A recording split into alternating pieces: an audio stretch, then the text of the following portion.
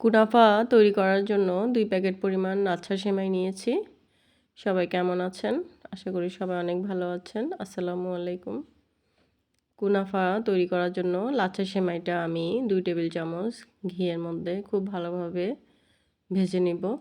এখানে আমি কাপের অর্ধেক পরিমাণ গুঁড়ো দুধ এবং অর্ধেক পরিমাণ চিনি মিশিয়ে নিব। এই দুধ এবং চিনিটা খুব ভালোভাবে নেড়ে চেড়ে কিন্তু সেমাইয়ের সাথে দিয়ে ভেজে নিতে হবে।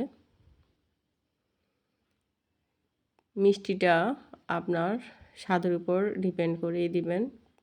অনেকে আছে মিষ্টি খুবই কম পছন্দ করে। আমি কিন্তু অনেক মিষ্টি পছন্দ করি, সেজন্য আমি একটু মিষ্টি বেশিই দিই। এখানে কুনাফা তৈরি করার জন্য আপনারা মাঝখানে যে দুধের উপকরণটা, এটা কিন্তু গতকালকে আমি যে নবাবী সেমাই করেছিলাম সেটাও তৈরি করে দিতে পারেন। তবে আজকে এখানে আমি শর্টকাট শুধু কনডেন্স মিল্কটা দিয়ে তৈরি করেছি।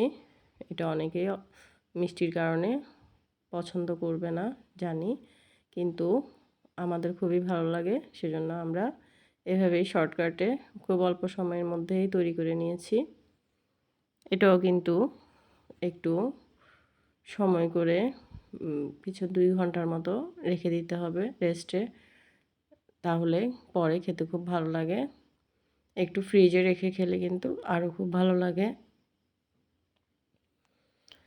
এটা একটু যখন আমি বাটিতে নিয়েছি, একটু চামচ দিয়ে চেপে চেপে বসিয়ে দিয়েছি। তারপর দেখুন আমি কনডেন্স মিল্কটা দিয়েই আজকে কুনাফাটা রেডি করছি।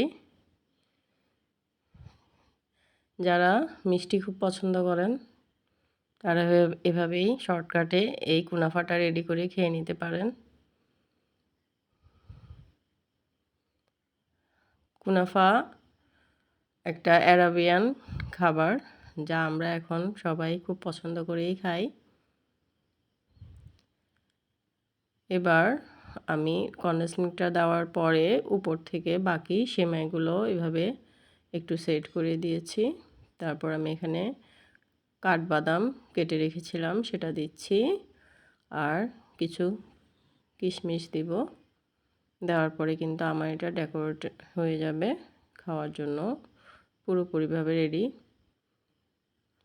আমি এটা এবার ঠান্ডা হওয়ার জন্য একটু বাহিরে কতক্ষণ রেখে তারপর 1 ঘন্টা 1.5 ঘন্টার মতো ফ্রিজে রেখে দিব। এভাবে একটু চেপে চেপে কিশমিশ আর বাদামটাও বসিয়ে দেবেন। তারপর উপর থেকে আমি এটার ঢাকনাটা দিয়ে এটা রেখে দিব। সবাই কিন্তু শর্টকাটে এই ডেজার্ট আইটেমগুলো তৈরি করে খেতে পারেন। ডেজার্ট আইটেম তৈরি করতে কিন্তু যদি আপনাদের এটা জানা থাকে কিন্তু বেশি সময় লাগে না। সবাই অনেক ভালো থাকবেন, অনেক সুস্থ থাকবেন। আল্লাহ সবাইকে অনেক ভালো রাখুক। আল্লাহ হাফেজ।